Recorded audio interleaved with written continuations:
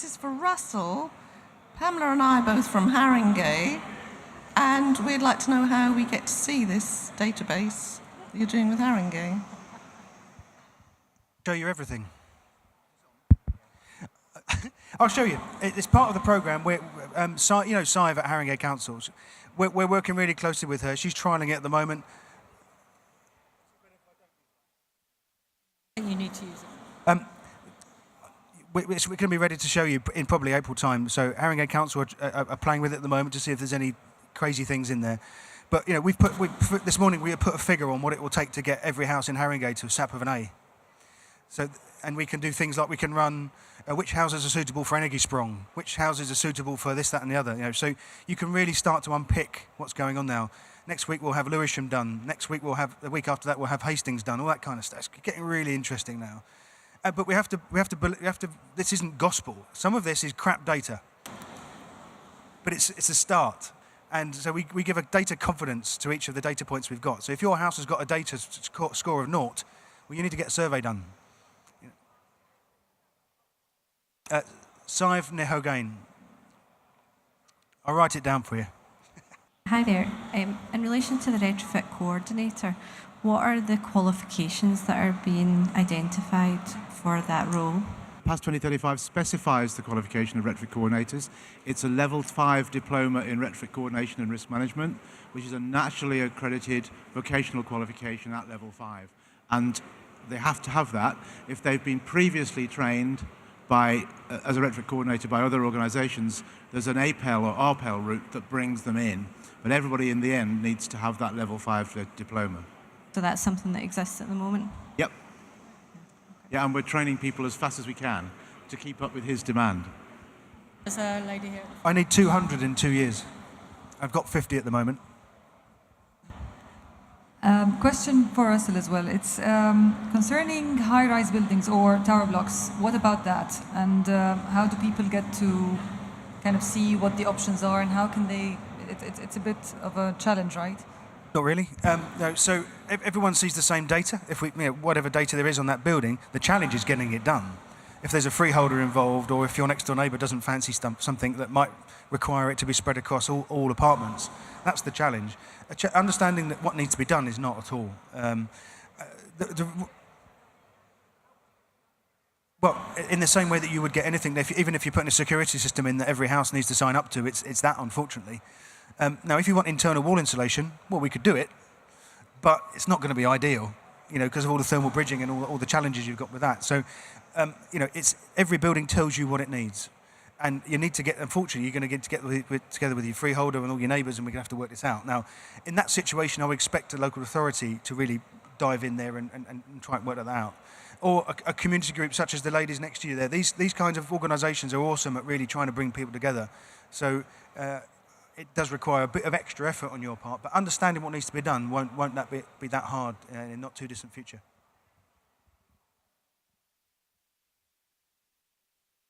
Hi, Alex Woodcroft. I'm a retrofit coordinator. I'm studying for my level 5 at the moment. My question's about the PAS 2035 specifications. I noticed that they include architecture and heritage features. Have you considered biodiversity as well? The short answer to that is no. The context has to be considered, and that would include whatever's in the surroundings, on the plot and adjacent. So it would be covered by that, but there's no explicit reference to biodiversity in the standard at the moment. But having listened to your question, I'm now going to take it away, and we'll put it in the next edition. Yep, I had a question for Peter. The monitoring and evaluation bit sounds great. How long is it supposed to be for? And who will be analyzing and interpreting the data to get some insights? That's a really good question, because it's been a really difficult thing to specify. The first stage of monitoring evaluation, getting the customer questionnaire, is fairly straightforward. Although even that, some people have said we should have that questionnaire within a month, and other people have said, well, some defects may not emerge for 6 months or even a year. So we've had lots of arguments about when we should do it. We decided we'd do the questionnaires quite quickly, and then the follow-up, if anything's wrong, has a stride of about 2 years altogether in 2 stages. There's a quick stage and a further stage. I think it's still not properly resolved. And what we've done in PAS 2035 is we've put in what we believed was a good compromise between what a good evaluator would do and what the industry is prepared to wear at the moment. Because a lot of guys doing eco installations, for instance, want to be packed up out of there and onto the next job by next Monday morning. They don't want to be hanging around with stuff for months and months or years and years. So part of the process is that the monitoring evaluation in PAS 2035 is quite compact, but within the Chown Counts framework, there is provision for more detailed and elaborate monitoring and validation, which is being led by Kerry Mashford, and that's designed to teach us long-term lessons, what works and what doesn't, in both the process and the materials and products. And that's going to be separate from PAS 2035. So it's kind of like 2 bits of monitoring and evaluation going on in parallel, at least to start with. Okay, I think we've got time for one more question, if anyone... Okay. J. Lewis, Sangaban. How easy will it be to adapt these schemes to include other areas of retrofit that are important to health, like lighting, acoustics, upgrades that you might need to make to a property for those areas that should all be aligned? Will it take account of that? Perhaps it isn't. You're thinking about it. Yeah. Well, PAS 2035 is supposed to set a standard for a broad interpretation of what retrofit is. So lighting would be in, but your other example, acoustics, wouldn't be. But already, TrustMark's remit is being expanded to cover other things that are done in the home. So the structures that we're developing between the PASs and TrustMark should easily be adaptable to cope with other things. Are you happy with that? Yes, yeah, I can add to that actually. In terms of what TrustMark does, we're open to trades in and around the home. So the scope of TrustMark is very wide. Now, currently, because of the scope of the PAS, we're able to work. I think the reason I'm hesitant is I'm not sure actually at the point we can actually deliver everything under the sun.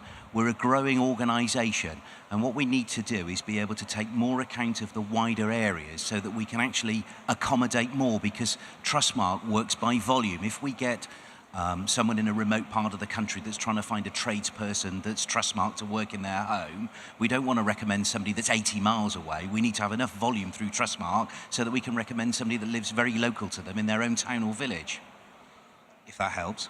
Just to add to that, from a policy point of view, so we're obviously really focused on energy efficiency at the moment. Working at BEIS, I do get the sharp end of the stick of things that have gone wrong in the past, but we are looking at different areas of how things like energy efficiency, building changes are affected to health, and that's looking across different departments to see actually what is happening in the building to those people. So I think what we're trying to do is create a basic framework that actually can be spread into different areas when we have the evidence and when we have the data. And we don't want to rush ahead and bite off everything and try to fix everything at one time. But I think putting the principles in of having great assessment, great design, and accountability, when we get that right, we can then look at different areas as well that need to be changed as well. Can I echo that, actually?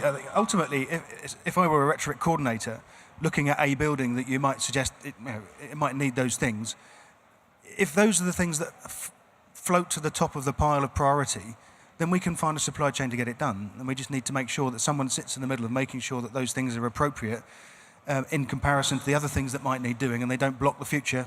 It's the same principle, really. As the carbon factors drop on supplying everything with electricity, we might just say, well, let's go to all buildings, strip everything out there is out, and just put electrical heating, electrical lighting to do the whole lot. That might be our retrofit programme for the UK, if we go the way we are with our carbon factors. Go on then. I think we've got to finish after this one then. It's a very quick one, and I'm sorry I didn't catch your name, but the lady from BEIS. I just wondered, with all the work that's been done around PAS 2035, does the government now feel more confident in the supply chain's ability to deliver? Or do you feel we're in a better place than we were, for example, with the Green Deal?